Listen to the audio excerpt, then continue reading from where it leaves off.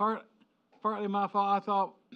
I thought we were in Romans 12, and that's what I got prepared today. We left off at 11. I thought we were somehow got to thinking we were in 12. So we're going to take off in 12. We'll let whoever's up next week pick up with 11. But in terms of 12, I don't think we're going to get very far today. Because we got a strange sounding concept I want us to explore today.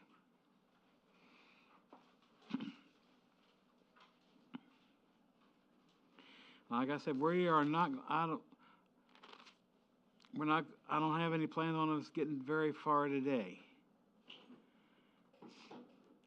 Romans 12, verse 1. I beseech you, therefore, brethren, by the mercies of Elohim, to present your bodies a living sacrifice, holy, acceptable unto Yahweh, which is your reasonable service. And do not be conformed to this world, but be transformed by the renewing of your mind, that you may prove what is good and acceptable will of Yahweh. And to be honest, that's about as far as I think we're going to get today. Because we're going to spend quite a bit of time exploring this concept in verse 1 of a living sacrifice.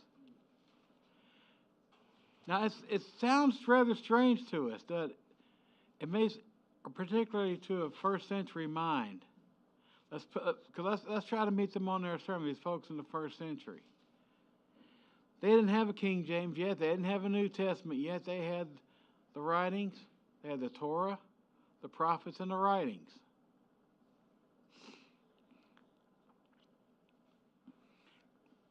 Now, for most folks living in that day and time, what would be their thought of a sacrifice?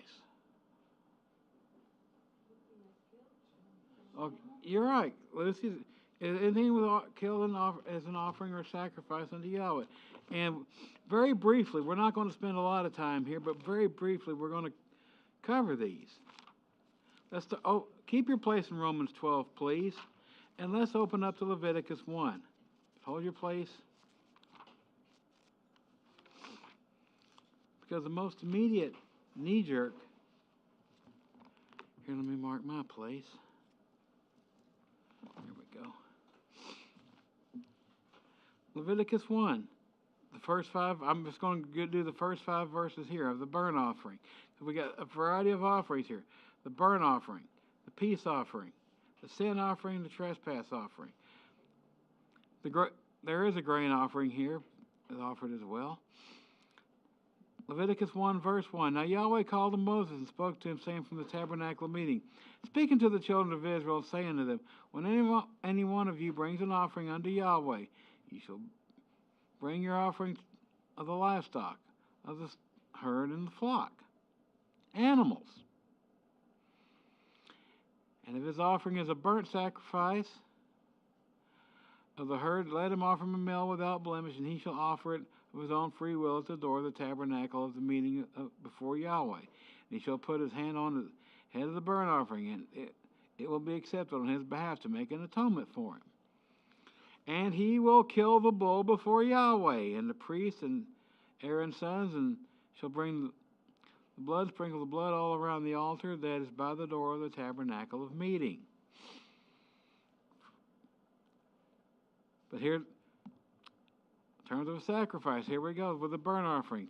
Verse 5, our key phrase here is kill the bull. Let's flip over. We're going to bypass the grain offering in chapter 2 because, well, it's kind of hard for you to kill grain, isn't it?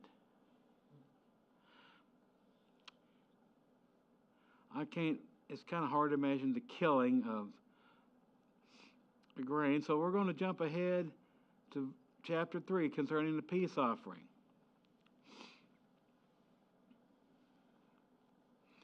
First 2 verses. Leviticus 3, verses 1 and 2. When his offering is a sacrifice of peace, excuse me, when his offering is a sacrifice of a peace offering, if he offers it of the herd, whether male or female, he shall offer it without blemish before Yahweh. So Again, this animal being offered was to be perfect. And he shall lay his hand on the head of his offering, and shall kill it at the door of the tabernacle of meeting. And Aaron's sons, the priest, shall sprinkle the blood all around the altar.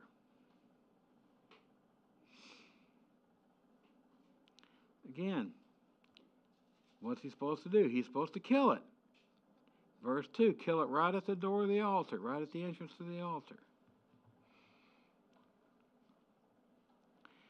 Let's jump over to the sin offering over in chapter 4.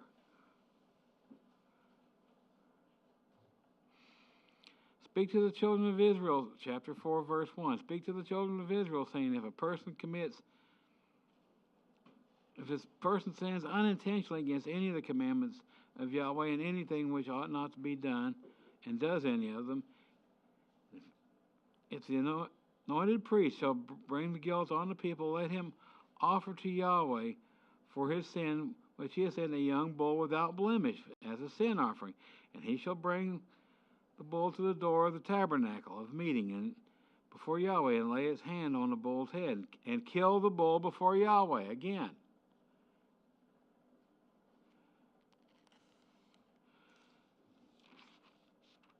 kill the bull, kill the offering, kill the animal of the flock or the herd. Trespass offering, Leviticus 5. This one's a little interesting because it doesn't say specifically. It does not specifically state kill the bull, kill the goat. But what it does say,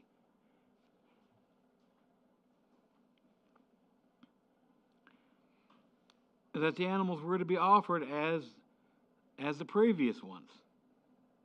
Now, if they're being offered in like manner as all the previous offerings, what does that tell us? They're to be killed, right? They were to be killed, right? So Lucy was correct. An animal to be offered, sacrificed, or slaughtered before Yahweh as a sacrifice.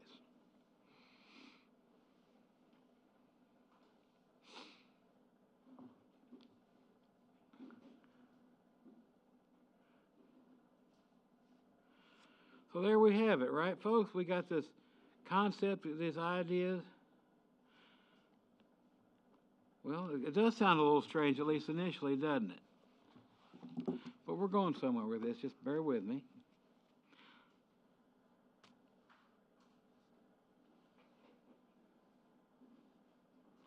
Now, let's go back to Romans 12, please.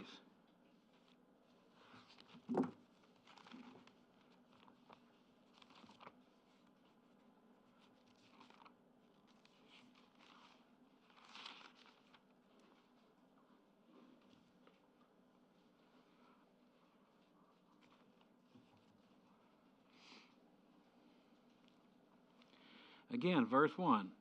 I beseech you, brethren, by the mercies of Elohim, that you present your bodies a living sacrifice, holy and acceptable unto Yahweh. Now, Paul explains in part what he means here. Which is your reasonable service. And do not be conformed into this world, but be transformed by the renewing of your mind, that you may prove what is good and acceptable and perfect will of Yahweh.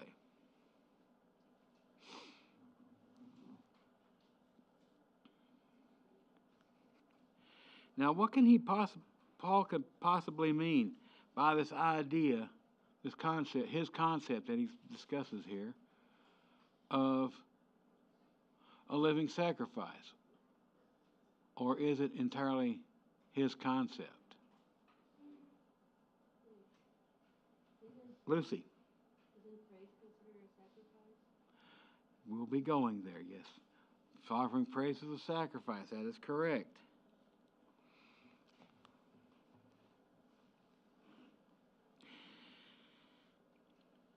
Anybody else have any thoughts or ideas? Any question, comment? Laying aside your own desires to follow after God. You're correct. Laying aside your own desires to follow in the ways of Yahweh. Quran is absolutely correct.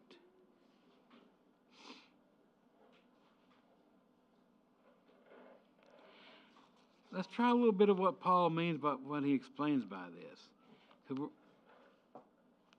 and we will open up, which is your reasonable service. Now let's try Philippians 4, please. Keep your place in Romans, by the way, as we turn to Philippians 4.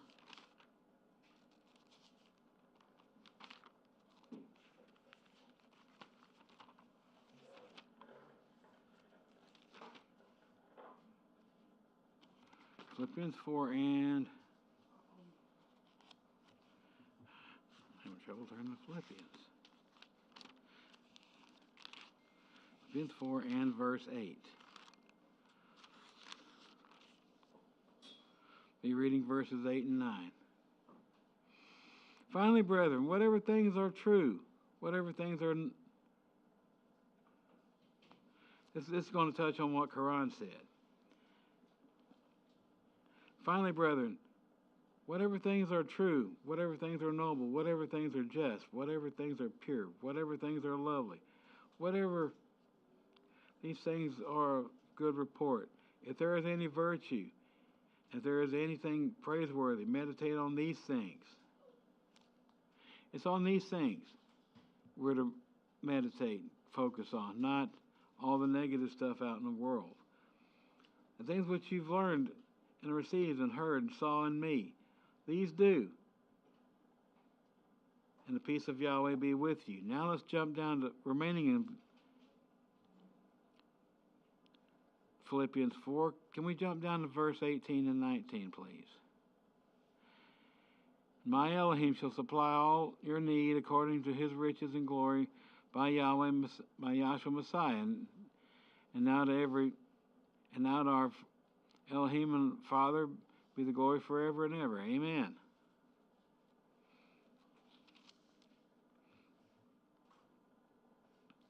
Let's try 2 Corinthians 8, please.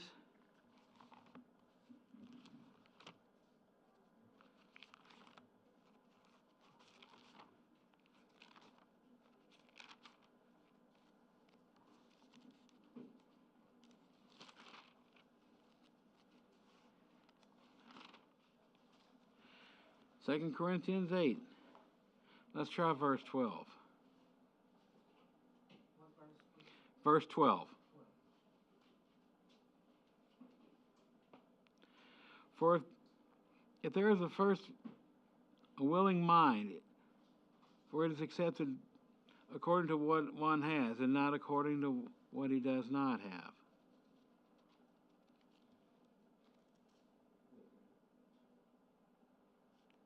And I do not mean that others should be eased or burdened. Continuing on a little bit.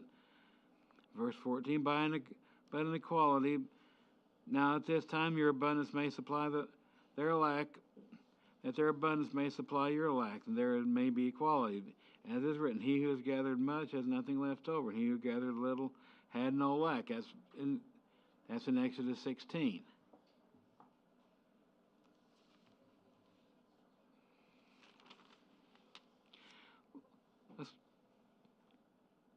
How about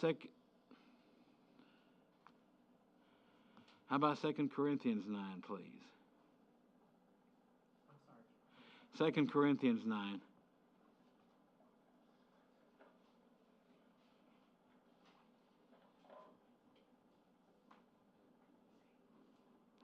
And let's pick it up in verse 10. Read a few verses out of there.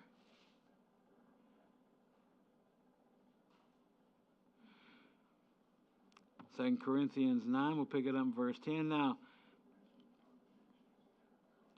he who supplies seed to the sower and bread for food, and supply and multiply the seed which you have sown, and increase the fruits of your righteousness, while you are enriched in everything for all liberality, which causes thanksgiving through us unto Yahweh.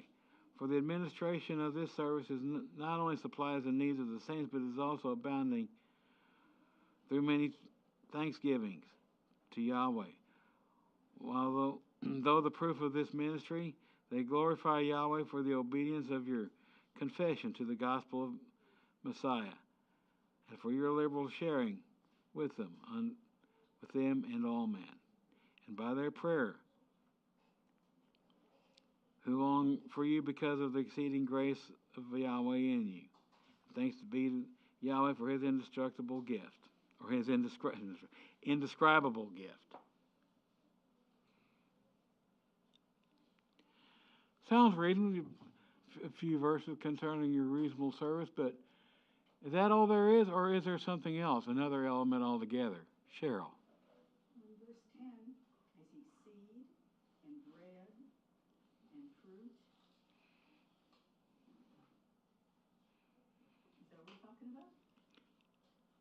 It could seem that. The seed of the word, the bread that we're fed, the fruit of the righteous doings. I think Paul's using physical elements to go into a greater spirit, to lift these up to the greater spiritual plane. Now, while he can mean food, because oftentimes we got yummy food coming through that back door, don't we, when we meet here? And I don't want to exclude that. I don't have it in me to exclude that. I'm sorry. But we should see food. Yes. We should see fruits of righteousness. Yes, we should see fruits. That's right. Seeds sown into the people in the Bible study and the messages.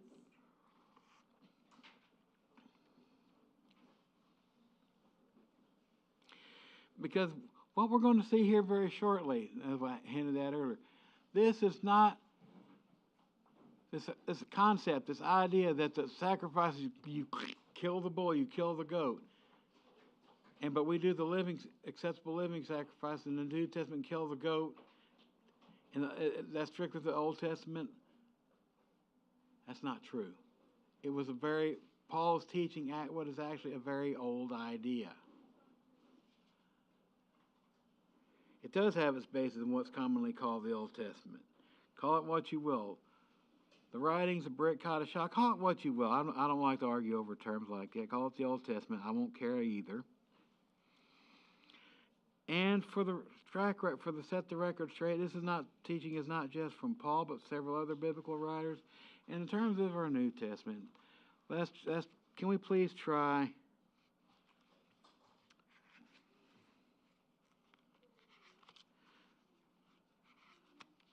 Which 1 Peter 2, verse 5. So we find Peter in agreement with Paul here.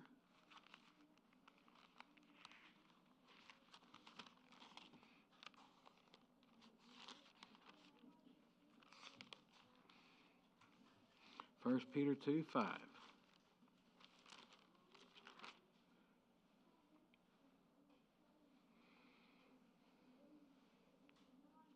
Actually, let's pick it up in verse 4, if we may. Coming to him as unto a living stone, rejected indeed by men, but chosen by Yahweh as precious. You also, as living stones, are being built up into a spiritual house, a holy priesthood, to offer up spiritual sacrifices acceptable unto Yahweh, to Yahshua Messiah.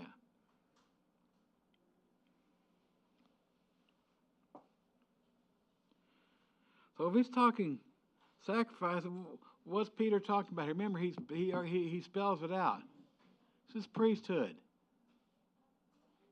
Peter spells out into a holy priesthood, but he doesn't mean Levi, does he? So if he can't mean Levi, the physical priests that were killing the goats, who and what could he possibly mean? Cheryl, you want to take a guess? Melchizedek.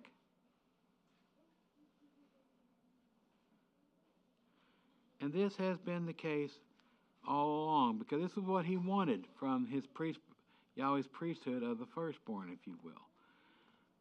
And we're also going to see, again, this is not Paul's or Peter's New Testament concept or new idea, new thought, a new idea. This is, in fact, a very old one.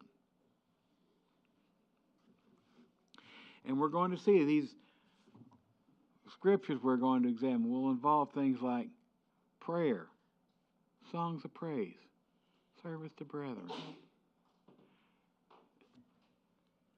cleansing one's way,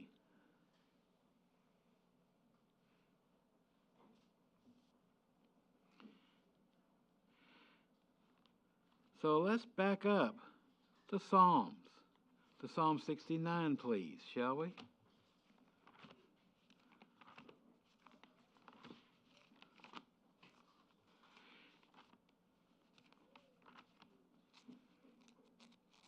And before we're said and done, we may cover an example or two in Scripture that helps tie these all together.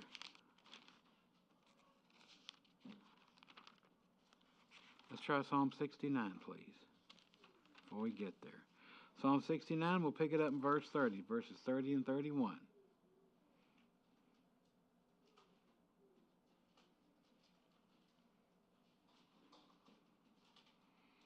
I will praise the name of Elohim with a new song, and I will magnify him with thanksgiving. This also shall please Yahweh better than an ox or a bull, which has horns and hooves.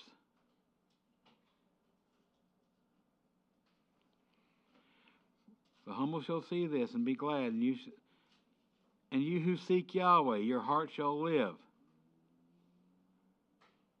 It doesn't say people of the children of the world you will live. It says, what says who? What did it just say? Those who seek Yahweh. Your hearts will live. For Yahweh hears the poor, and he does not despise his prisoners. Let heaven and earth praise him, and the seas and everything that moves in them.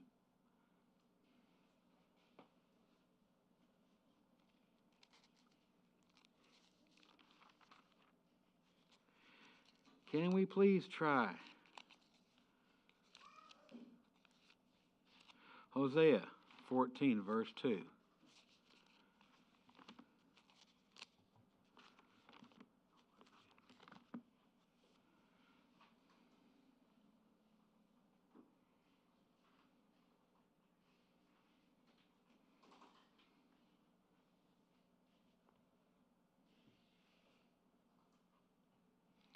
Take your words with you, and return unto Yahweh, and say unto him, Take away all iniquity, receive us graciously, for we will offer the sacrifices of our lips.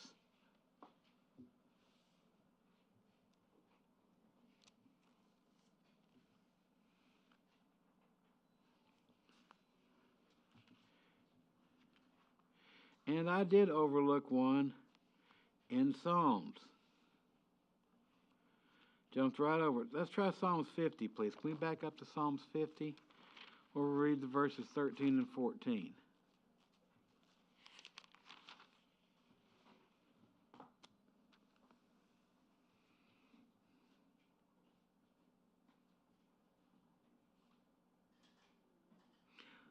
Let's start in verse 12, please, actually. I'd rather start in 12. Might add a little context. If I were hungry, I would not tell you, for the world is mine, in all of its fullness. Will I eat the flesh of bulls, or drink the blood of goats? Offer to Elohim thanksgiving, and pay your vows to the Most High, and call upon me in your day of trouble, and I will deliver you, and you shall glorify me. That was Psalm 50, 12 through 15. Anyone have any questions, any ideas, any comments? Yes, Lucy. It's interesting that you read that because, probably talking out of ignorance, but back in those days, they sacrificed because the gods were hungry.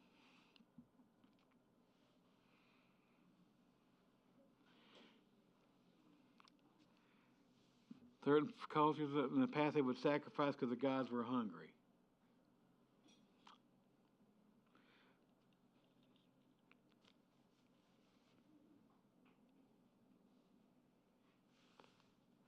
Sounds a little strange to me, but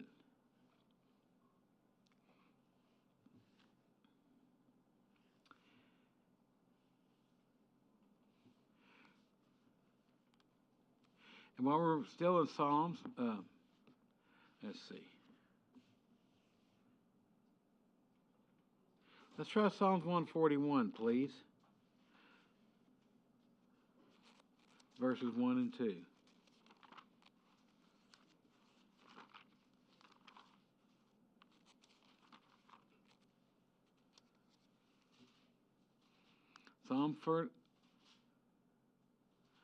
Psalm 141, verses 1 and 2. I cry to you, cry out to you, make haste unto me. Give your ear my voice when I cry out to you. Let my prayers be set before you as incense, as the lifting up of my hands, as in the evening sacrifice. Undoubtedly a reference to priesthood. Of course, now the physical model would in fact be Levi, wouldn't it? But what is Levi really? Aren't they a physical model of the more perfect one? The more perfect order? I think so.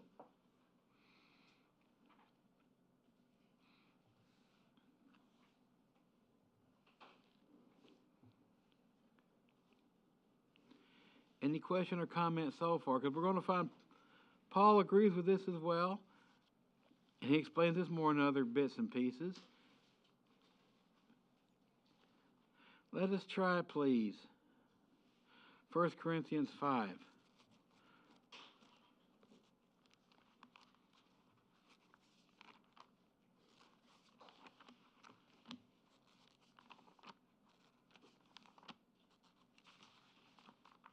First Corinthians 5. And let's try verses 7 and 8.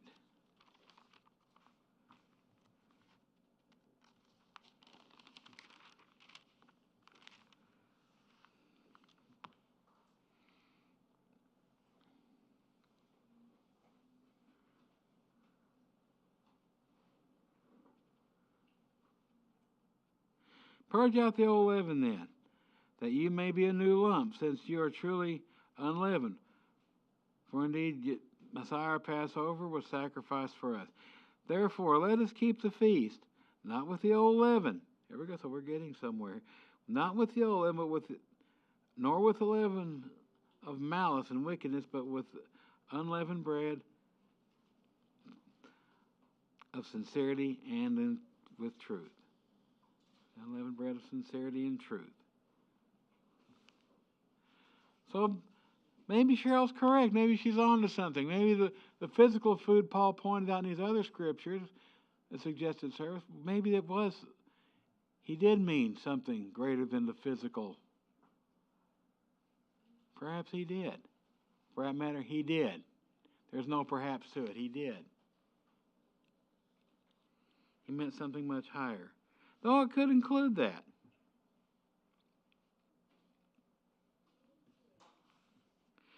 Does anyone have any question or comment they'd care to share at this time? Any question? Don't be afraid to ask a question if you have one. Okay, with that, let's try 2 Corinthians 4, please.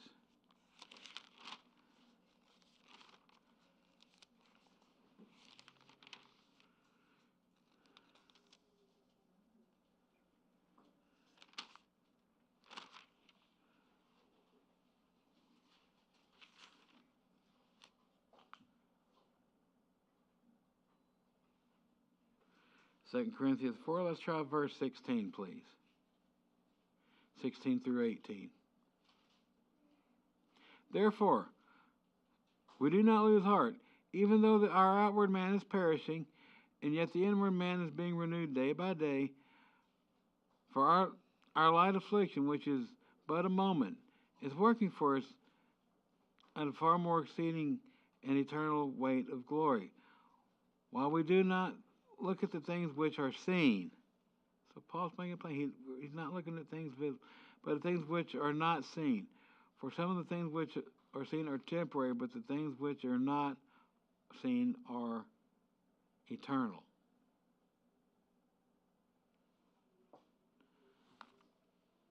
So I think a little more and more Paul didn't necessarily limit his ideas to physical bread, physical fruits. He talked about it, he meant in other ways.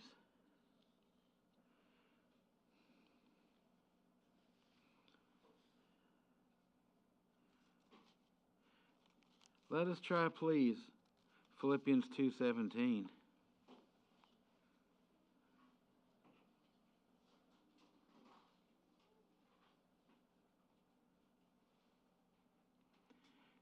Philippians 2:17. Yes, and if I am being poured out as a drink offering on the sacrifice and service of faith, I am glad and rejoice with all of you. For the same reason you should be glad and rejoice with me. A couple of brief passages in Hebrews. Let's try Hebrews 10. We'll pick it up in verse 20.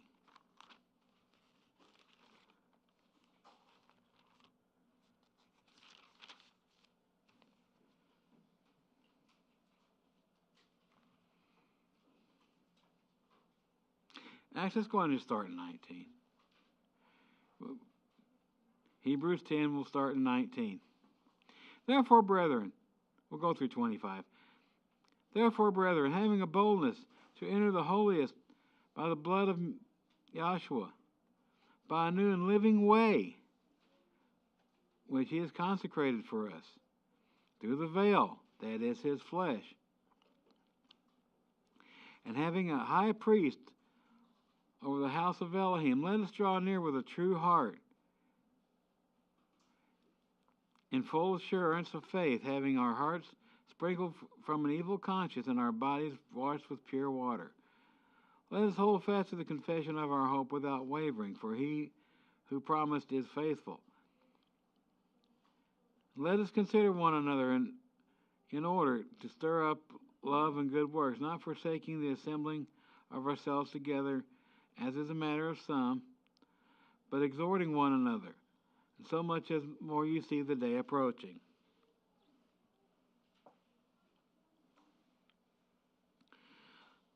So all this living sacrifice is in fact not a new concept. We read of it in various places in Psalms. We talked about it, and here our mystery writer in Hebrews, he continues to write about it. If it's a living sacrifice, if it's a sacrifice, undoubtedly what does it involve? A priesthood, a priest, doesn't it? Now, if he's not talking about physical sacrifice, but living sacrifices, spiritual sacrifices, Peter, and our writer of Hebrews can only mean one other thing. That is Melchizedek and his order, the eternal order.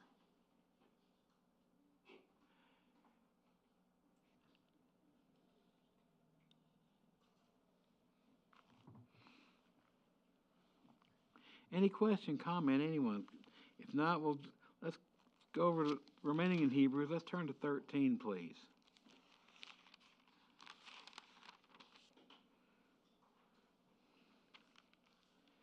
Hebrews 13.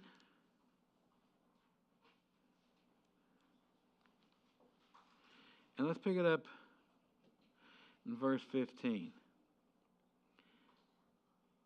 Therefore, by him let us continually offer the sacrifice of praise unto Yahweh, that is the fruit of our lips, and giving thanks unto his name.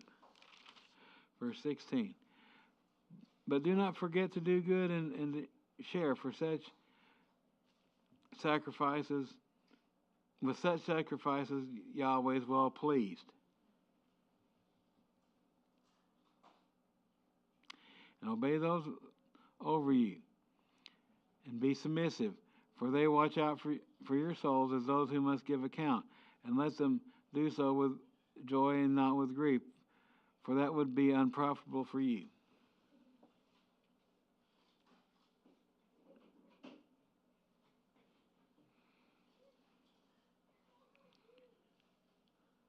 Any questions, any comments, anyone?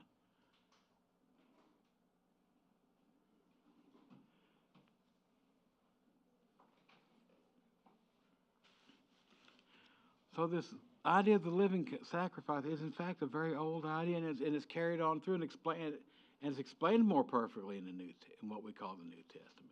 Now that's the truth. That would be true. It's explained more perfectly, and it still carries on. There's still a little bit more, but it has always involved the concept of priesthood.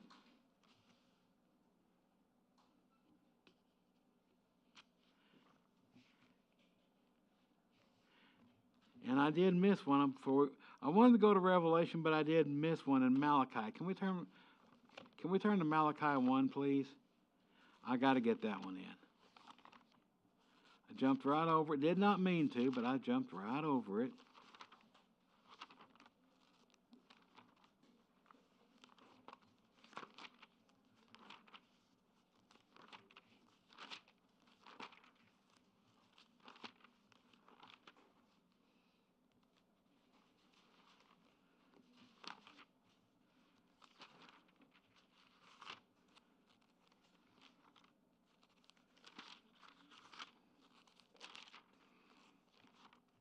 I got to stick it together.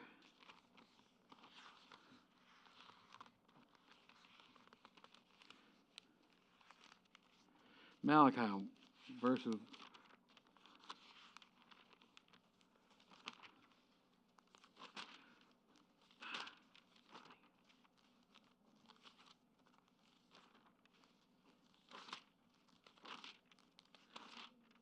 Malachi 1:11.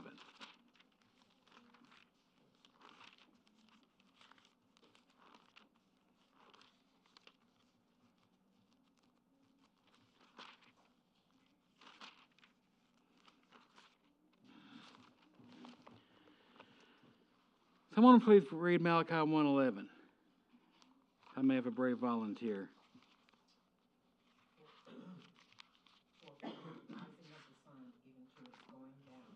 There it is.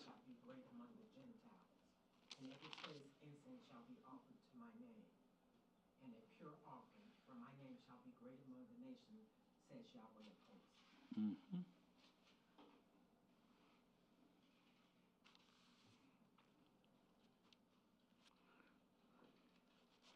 Okay, with that said, can we please turn to a couple passages in Revelation? Revelation 5. Revelation 5, verse 8.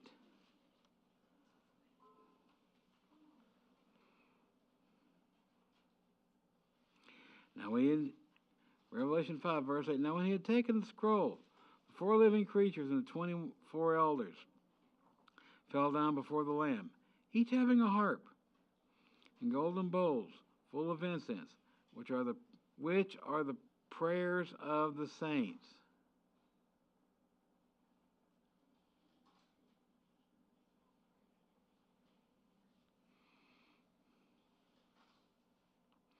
I find that interesting, which is the prayers of the saints.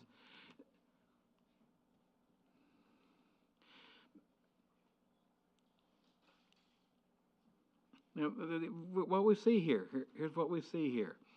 We have 4 living creatures, 24 elders, and he had taken the scroll, the Lamb, who was it that took bowls full of incense way back in the day? For different purposes of prayer, worship, their service. It was a priest.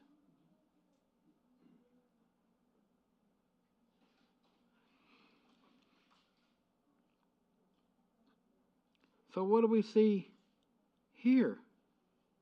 Well, we see the Lamb, he's taking the scroll, and all these others are falling down before him in worship. He's taking golden bowls full of incense. I find it interesting that he says these are the prayers of the saints. It's also, remember, what else do we see here? Is this not a priestly exercise? The Lamb, Yahshua, performing an act of service as his role as Melchizedek? Why wouldn't it be? He's taking a bowl. He's taking in golden bowls full of incense. According to our model, only priests did that, didn't they? Because when the earthly model was set up, was it not only following the heavenly reality? Yes, it was.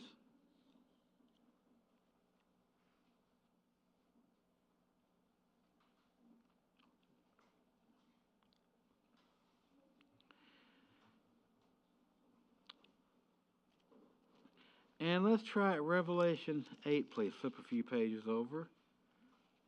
Let's read verses 3 and 4.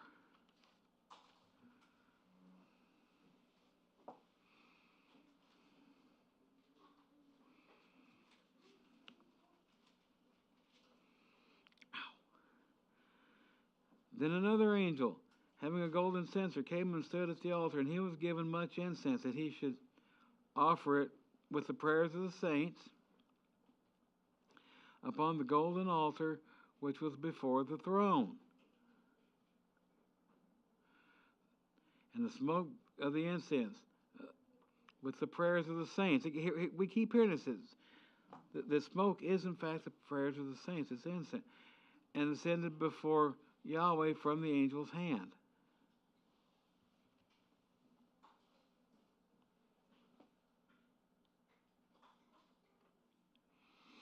I mean, this is all good to know, but what can we actually do with this? Because we do have a couple of models from Scripture that kind of help tie all this together, believe it or not. Anyone have any thoughts or ideas about what any of them might be? Lucy? I don't know what you're talking about, but Isaac was going to be a living sacrifice. Yes, he was. You're correct. He did it obediently, even up to the point where he got on the altar, and what was going to happen was going to happen, but he was a living sacrifice. He could have just crawled off. So even when we're supposed to be on the altar, even when we're burning and it's consuming us, the point is, are you going to crawl off or stay burning? No, Lucy's correct. Absolutely correct. There's Isaac. Isaac's one. He was originally to be sacrificed by Abraham, and Yahweh put a stop to it. He said, now that I see, he tells Abraham, now that I see you will not withhold any, paraphrasing, he would not withhold his son, and he knew he could fully trust him. And it would be through Isaac that his seed would be blessed. And it shows Isaac's obedience as well. And it's Isaac's obedience as well. You're correct. It demonstrated Isaac's obedience. And that, in fact, made Isaac a type of Joshua.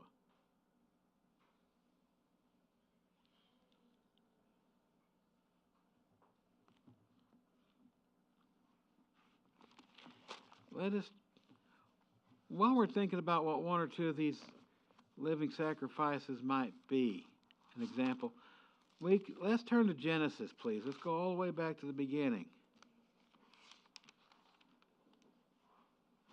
Genesis chapter 4.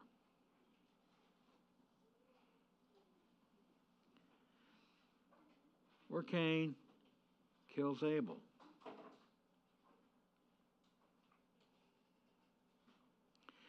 Genesis 4, chapter 1. I'll take it from the top.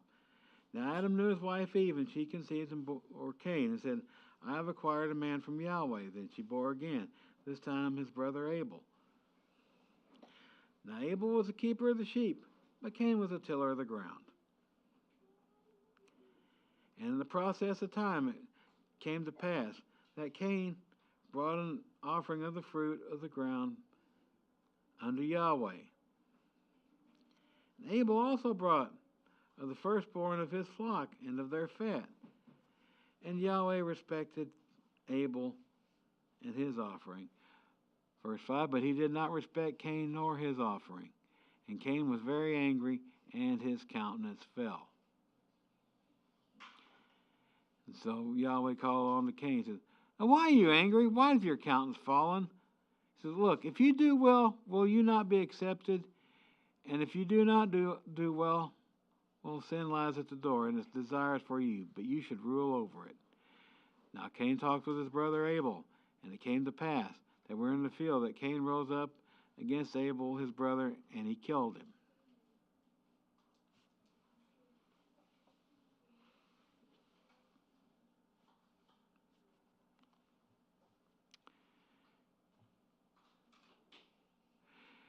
And let's read just a couple more verses here.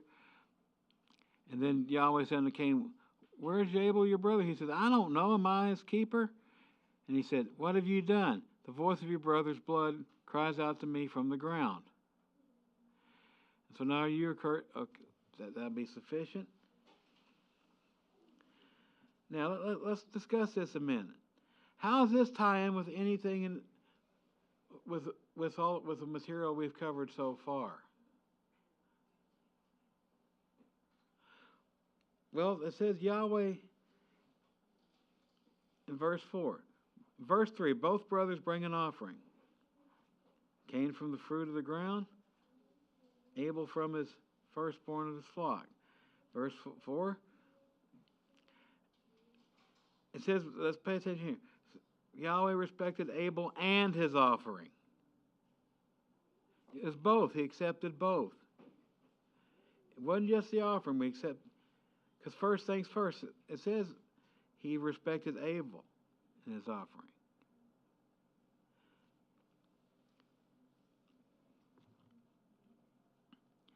Verse 5, he did not respect Cain nor his offering. First things first, he did not respect Cain. And nor did he respect his offering. Now, if Yahweh respects Abel, will he not accept Abel's offering? Of course he did. So Abel's problem was not the nature of his offering, but it was his attitude, his worldview, his own attitude. It was whatever it was. Yahweh did not respect Abel. If he does not respect, and if Yahweh does not respect a man, he's not going to respect his offering, whether it be a physical goat, a bull, or a sacrifice of praise.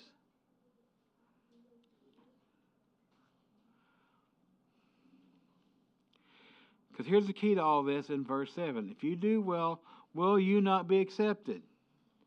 Cain was accepted because he did well. Abel was rejected because he did not. Yes, Cheryl. So when you were in Malachi 1, if you had started up at verse 16, or 6, I mean, a son honoreth his father and a servant his master. If I be a father, where is my honor? And if I be a master, where is my fear, saith Yahweh of hosts unto you, O priests, that ye despise my name, and ye say, wherein have we despised thy name? Ye offer polluted bread upon thy altar. And ye say, wherein have we polluted thee? In that ye say, the table of Yahweh is contemptible. And ye offer the blind for sacrifice. Is it not evil? And if ye offer the lame and the sick, is it not evil? Offer it now unto thy governor. Will he be pleased with thee, or accept thy person, saith Yahweh of hosts?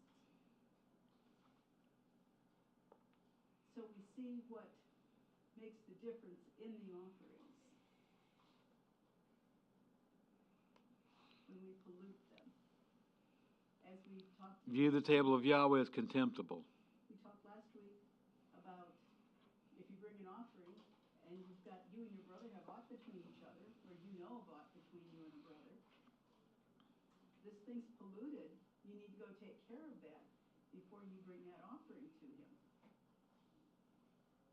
And that all fits into the way a Melchizedek priest should handle the offerings to our Father and his Son. Correct.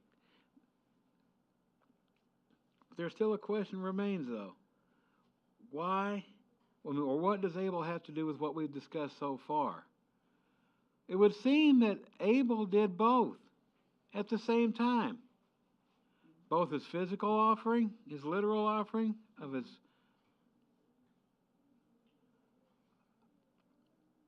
animal. Let's see, is it? Yeah, his animal of the flock, which would have been a sheep. But Yahweh respected him and his offering. So, if Remember, Yahweh had to accept him before he accepts an offering, right? You have to find yourself acceptable. Because here's the pattern. And he brought it willingly out of a good heart to please Yahweh. It doesn't say specifically what the offering might have been, but it was from his flock. So what do we see here? We see Cain. He's being killed by his brother Cain.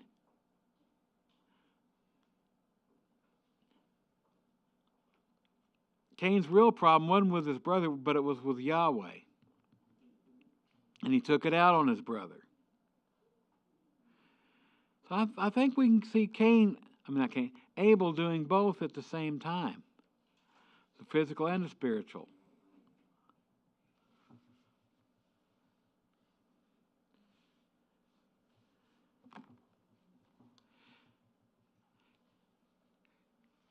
Anyone else have any thoughts or ideas or questions? Anyone? All right, Robert, I figured you might. Yeah, I think it's the point that was just made is very important in all of this because just as the high priest had to make atonement for himself before he could go in, the point made with Cain and Abel is very important. The condition of the heart is very important. You have to be acceptable. Your offerings mean nothing. You have to be acceptable before my Yahweh. And I'm glad you bring this up because when I did that on Isaiah 1, that was the point. Their sacrifices, offerings, their Sabbath keeping, feast days, and all of these things. Yahweh says, he rejected it all because their hearts were right. They themselves were not acceptable. And that's something to keep in mind. That's a good point to bring.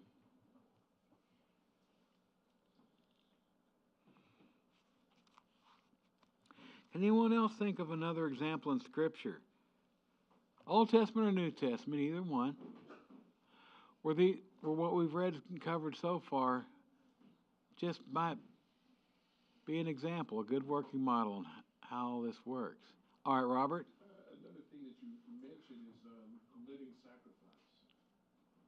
And do we really understand what that means to be a living sacrifice? Because again, it comes down to the condition of your heart. If you are following the Messiah and not living for oneself, because Joshua made it very clear, he came not of his own, he came not speaking his own words or doing his own things, but the things that the Father sent him. And so, therefore, he was a living sacrifice because he wasn't doing these things of himself. And if we follow that template, that model, then we become living sacrifices because we are not living for ourselves, but for Yahweh, the Messiah. It goes much deeper, but that's just an observation on the surface. Okay. Well, let's try another example here in Scripture that just might work here, I believe. Let's try 1 Samuel, please.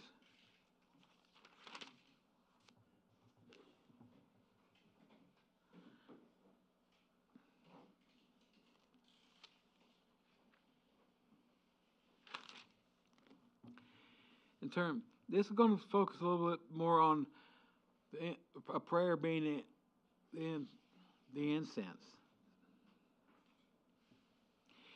This is about, we're going to pick it up in the first chapter of 1 Samuel.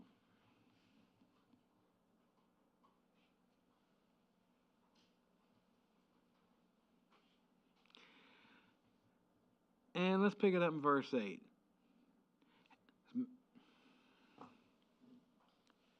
This man named Elkanah has 2 wives.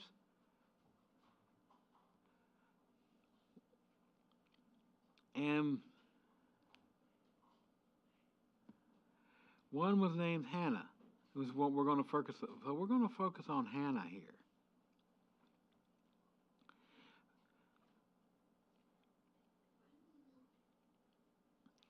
And his other wife is teasing her because she's giving him kids and she's not having any. So verse 8. So Elkanah, her husband, said unto her, Hannah, why do you weep? Why do you not eat? Why is your heart grieved? Am I not better than 10 sons? So Hannah arose after they had finished eating and drinking in Shiloh. Now Eli the priest was sitting on the seat by the doorpost of the tabernacle of Yahweh.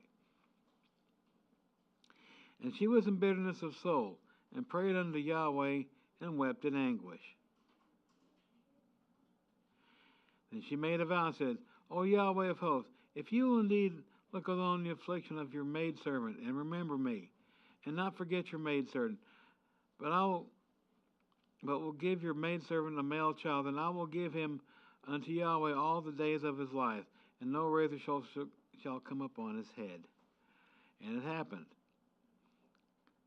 as she continued praying before Yahweh. So she's at the tabernacle, praying, and Eli watched her mouth. And now Hannah spoke in her heart, only her lips moved, but her voice was not heard. She was being very silent. Therefore Eli thought she was drunk. And Eli said to her, How long will you be drunk? Now pour away your wine and get out of here, away with you. But Hannah answered and said, No, my master, I am a woman of sorrowful spirit, and I have drunk neither wine nor intoxicating drink, but have poured out my soul before Yahweh.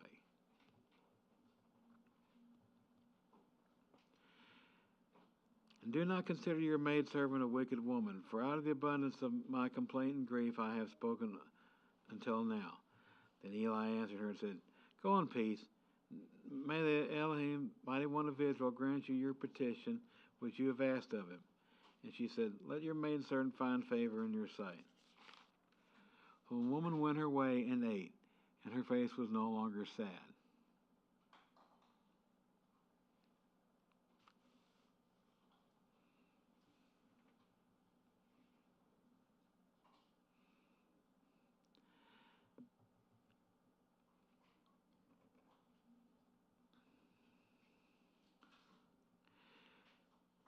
So in verses 19 through 28, we see the birth of Samuel and his dedication unto Yahweh. Yahweh grants a petition, and Hannah follows through with her promise to dedicate it.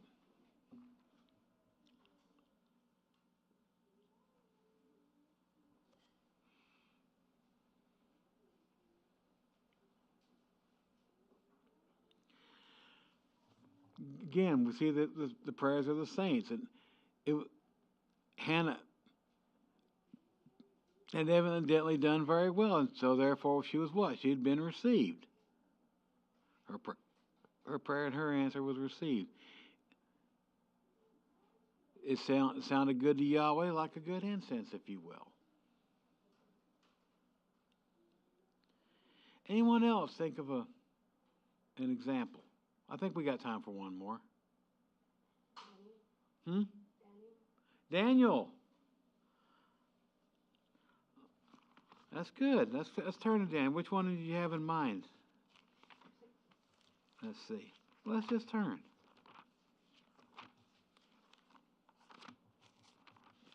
Let's turn to Daniel.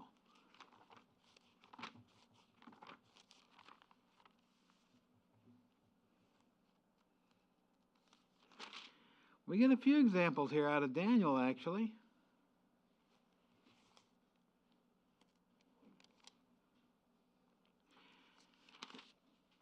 In Daniel 2, we see Nebuchadnezzar has a dream.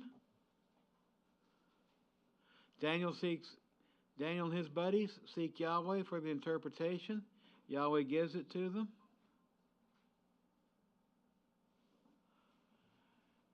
And then Daniel, when he gives his interpretation, doesn't credit himself. He credits Yahweh before Nebuchadnezzar.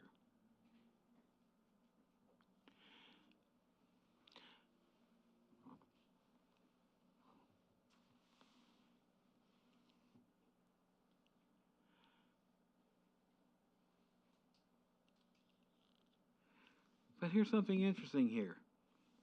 just kind of occurred to me. With in this particular prayer in 1 Daniel 2.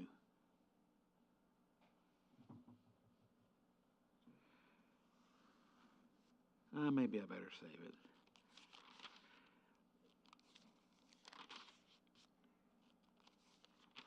Nebuchadnezzar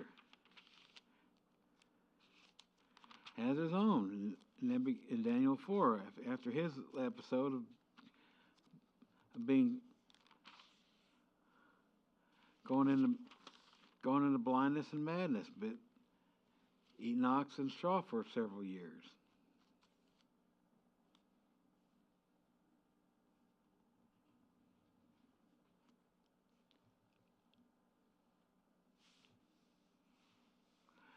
Let's try an example in Daniel 9, please.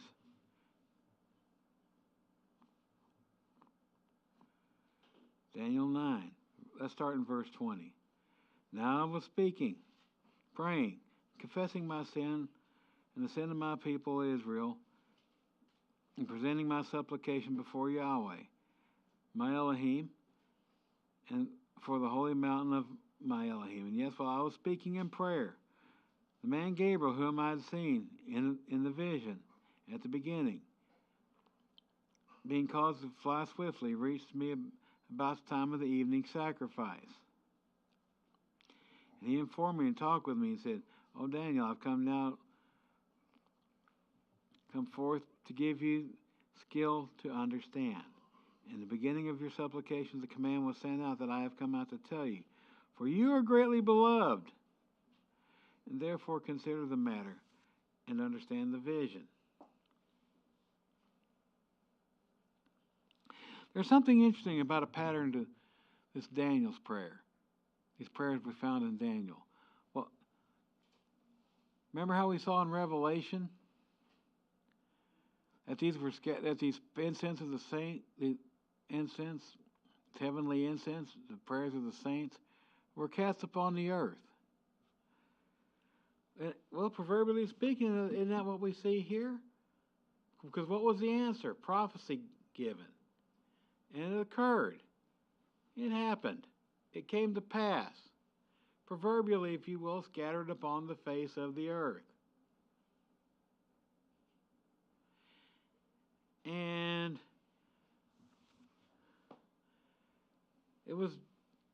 they also had this in common as well. It was, for those who were not right with Yahweh, it was not good news for those not in good standing with Yahweh, was it? Both here and in Revelation.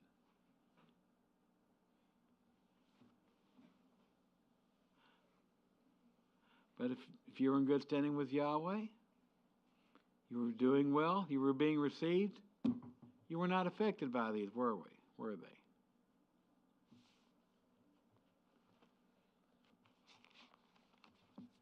Well, we're out of time here, and I hope there are other examples as well.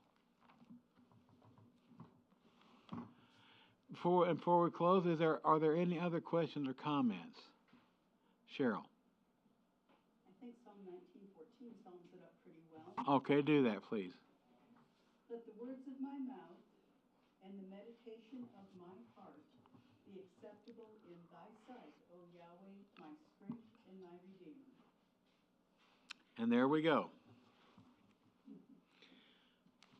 Okay, we'll be back at 3 o'clock, and I believe it's Johannes with the main message.